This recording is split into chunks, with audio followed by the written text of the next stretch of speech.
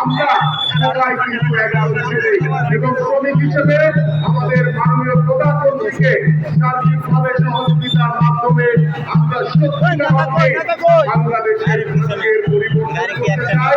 বাংলাদেশের মানুষের ভাগ্যের পরিবর্তনের মাধ্যম দিয়ে আমরা ইনশাআল্লাহ আমাদের মাননীয় প্রধানমন্ত্রীর যে লক্ষ্য, যে প্রত্যাশা রয়েছে সেই প্রত্যাশাগুলো আমরা সকলেই ঐক্যবদ্ধভাবে পূরণ করবো ইনশাআল্লাহ।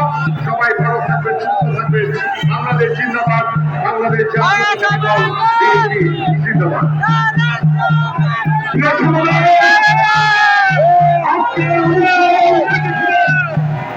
বাংলাদেশের কোন মানুষের মধ্যে বিগত খাতিরা বিরোধী আন্দোলনে সারা বাংলাদেশকে বিভক্ত করেছিলেন। আজকের অনুষ্ঠানের মাননীয় প্রধান অতিথি গণপ্রজাতন্ত্রী বাংলাদেশ সরকারের মাননীয় প্রধানমন্ত্রী ইতিমধ্যেই মঞ্চের কাছাকাছি চলে এসেছেন। বাংলাদেশে কোনো নেতা আছে?